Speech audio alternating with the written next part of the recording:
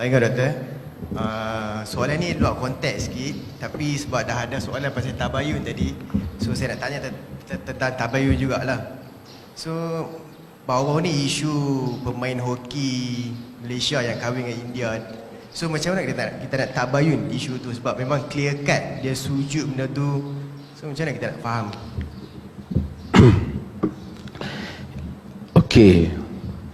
Isu ni biasalah, media sosial ni tengok benda tu semua pakat jadi. Ada yang jadi qadi, jadi lantik diri jadi mufti, ada yang lantik Syekhul Islam, semua pakat buat keluar fatwa habis. Tapi hal-hal yang seperti itu kita nak kena, orang kata ada orang komplain saya siapa tak cakap apa pun. Saya kata saya nanti dulu, saya nak dengar dulu, nak tunggu dia tu cakap apa. Kok dia cakap. Dan saya tak tahulah, tapi orang forward kepada saya, dia ada buat kenyataan dia.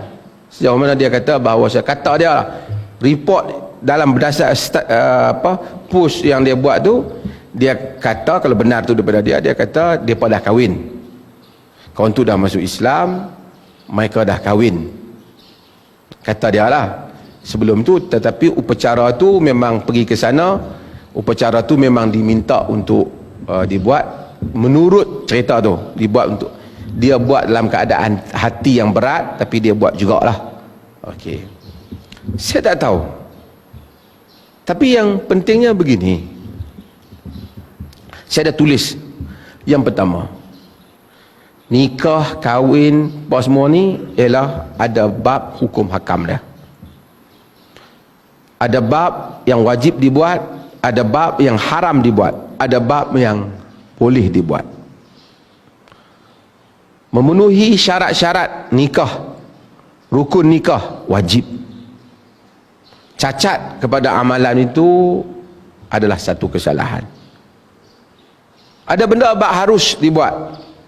Ada pakaian cantik, warna apa, nak pakai tanjak ke, nak pakai apa, selagi bukan perbuatan syirik, dia boleh.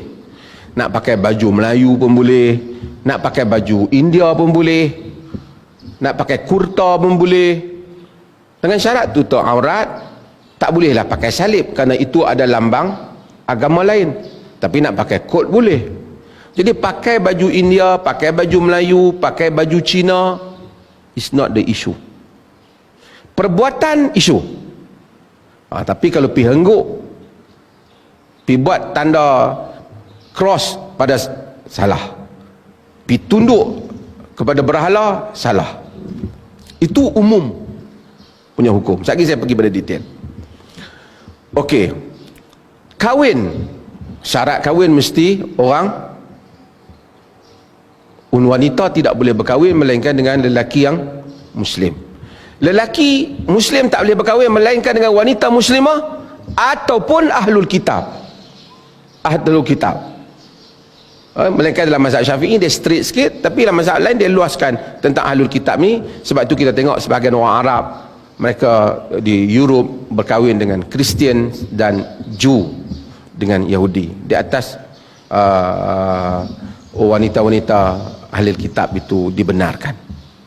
Okay. Tapi perempuan tak boleh. Perempuan mesti sentiasa kahwin dengan lelaki Islam, Muslim. Tak boleh. Tak ada pilihan dalam hal ini. Wala tunkihul musyrikati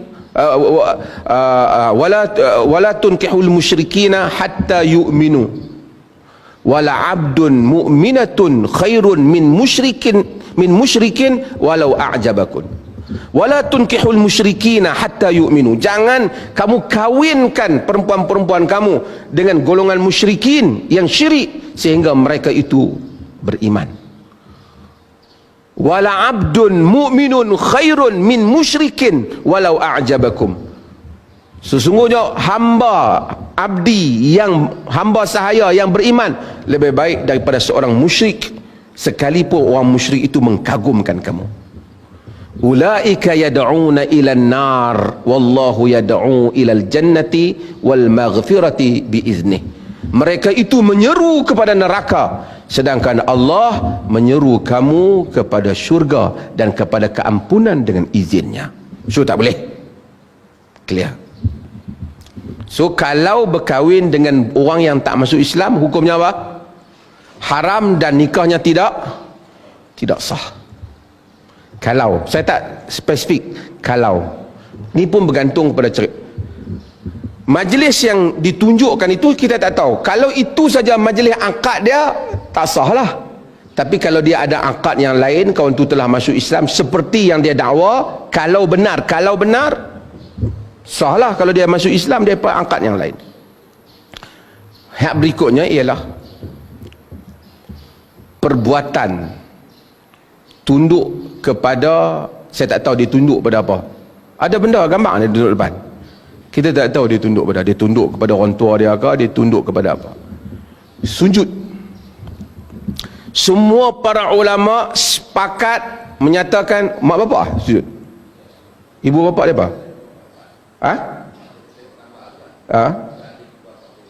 Okey, semua ulama sepakat sujud kepada selain daripada Allah haram dan berdosa besar. Tetapi apakah orang yang sujud kepada selain daripada Allah menjadi kafir ataupun tidak? Kena tengok keadaan. Kalau dia sujud itu sujud ibadah, sujud kerana mengagungkan, seperti mana mengagungkan Tuhan, menganggap rububiyah, keagungan, kafir. Tapi kalau dia sujud sebagai sujud hormat, contohnya dalam acara adat agama tertentu, kaum tertentu, dia sujud cium kaki mak bapak dia. Dalam kaum dulu, bila mereka pergi menghadap raja-raja, mereka akan cium tanah di depan raja tu, tanda hormat kepada tanah yang dipijak oleh pemerintah yang berkuasa. Perbuatan itu haram, tapi di sisi majoriti para ulama ia tidak kafir, kerana sujud itu bukan sujud ibadah, sujud itu sujud hormat. Salah tapi tak kafir. Alasan mereka ialah dulu Tuhan pernah benarkan, antaranya Tuhan arahkan malaikat untuk sujud kepada Adam. Wa idh qulna lil malaikati isjudu li Adam fasajadu illa iblis. Ketika kami kata kepada malaikat untuk sujud pada Adam, semuanya sujud kecuali iblis. Maksudnya dia sujud, tapi bukan dia sembah tu, dia sujud respect. Arab kata tahiyah. Tapi masa zaman tu Allah benarkan. Salah satu yang menunjukkan yang benar ialah Nabi Yusuf alaihi salam. Sebab baca dalam surah Yusuf, dia kata wa rafa'a abawaihi 'alal 'arsy wa kharlu lahu sujada. Dia angkat kedua ibu bapaknya duduk di singgasana, mereka semua itu sujud hormat kepada Yusuf. Maksudnya di dalam syariat yang dulu dibolehkan sujud hormat. Bila datang Nabi kita Muhammad sallallahu alaihi wasallam, Nabi larang. Bila Muaz balik, Muaz sujud kepada Nabi, Nabi kata jangan buat. Nabi tak bagi dah. Maksudnya tak boleh. Tapi tentu Muaz tak sembah Nabi, tapi the way people pay respect.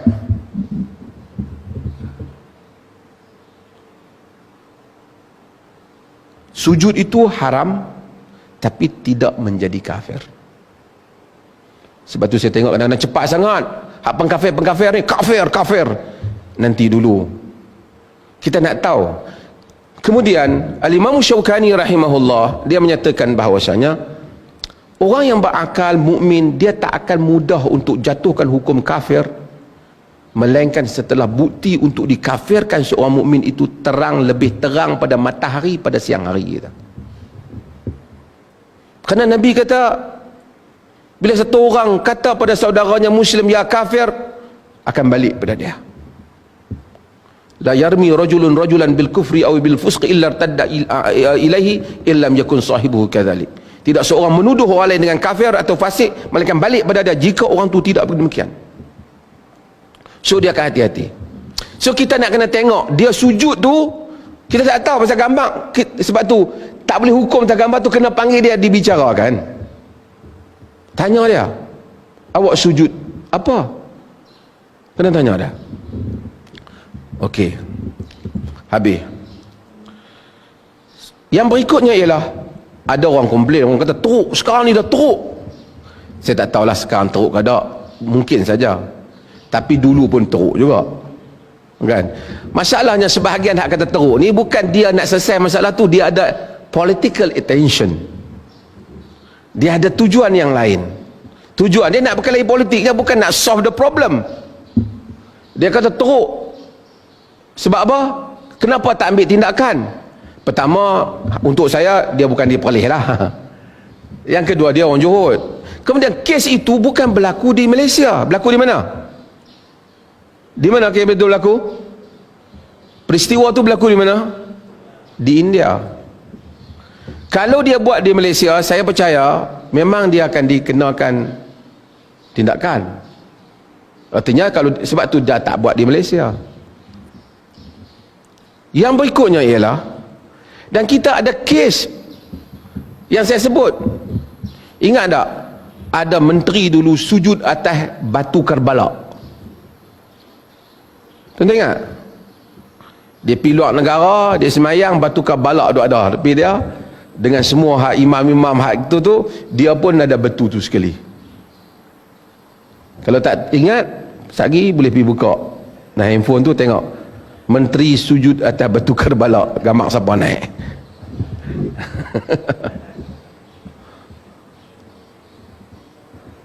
Masa tu geng-geng tu juga pertahan, oh ini bukan di Malaysia, jangan pertikaikan, ini soal peribadi. Hak yang ni dia marah pula.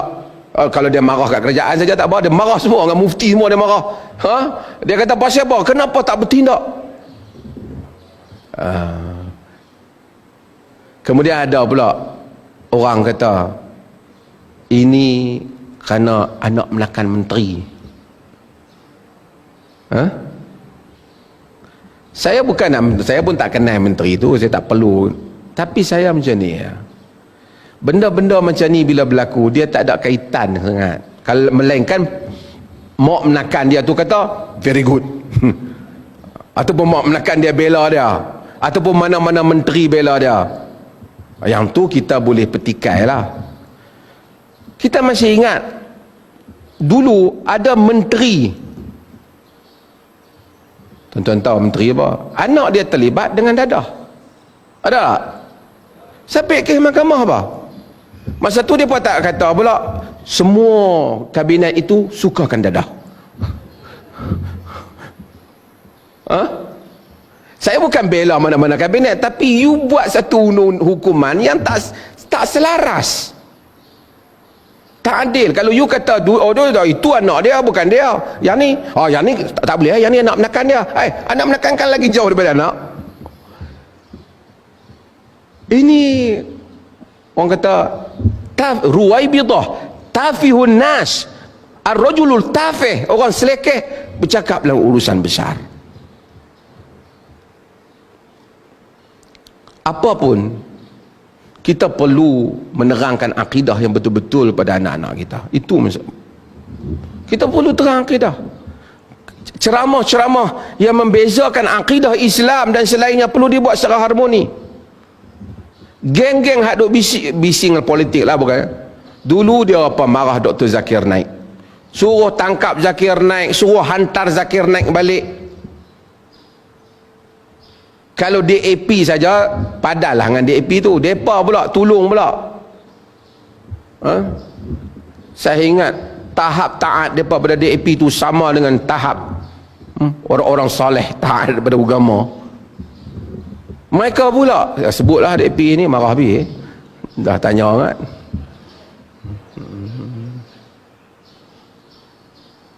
Suruh balik, jangan cakap, jangan beza-bezakan. Bukan nak bezakan agama dan sudut nak bagi bergaduh, tapi nak bagi tahu ada sempadan akidah. Bukan saya agree dengan semua Zakir Naik kata, tapi itu dia terangkan Muslim punya kepercayaan macam ni, non-Muslim kepercayaan dia macam ni. Bukan kita kata nak pergi roboh non-Muslim punya, because kita menerangkan perbezaan akidah itu.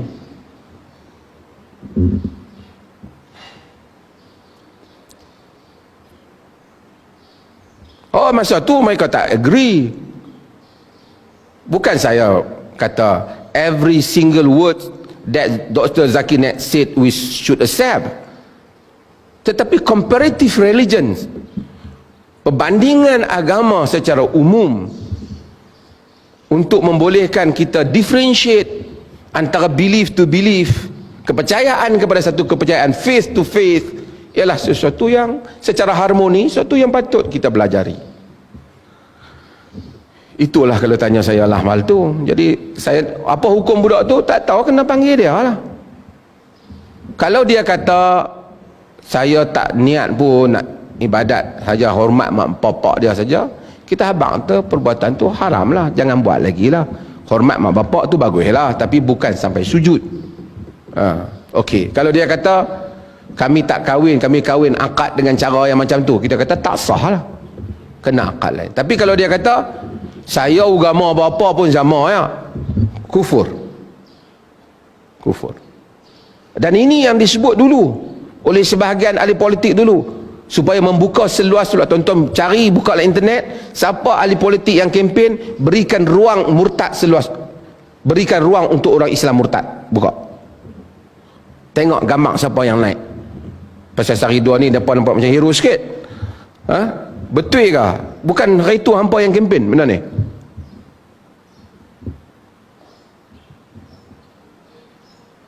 Sebab itu kita adil dalam hal ini.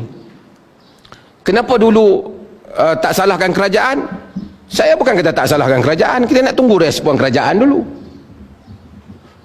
Kalau kerajaan bercakap, kerajaan menyokong. Dulu ada isu yang kerajaan pimpinan kerajaan sokong. Misalnya suruh pendakwah dihantar, depa tu sokong.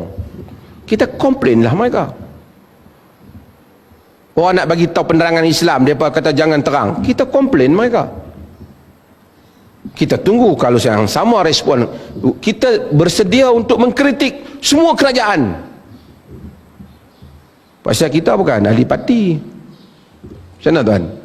Tapi ini cakap saya ni tak kena mengena dengan tuan pengurus besar saya di depan ni. Jangan mereka nak ambil tindakan kat dia apa pula kan? Yang ni mufti Perlis saja kena. Kita apa-apa kerajaan, menteri mana pun, kita tak ada masalah. Kita tak ada interest apa. Kita tapi nak criticize based on fact. Apabila betul faktanya, kita akan kritik, insya-Allah.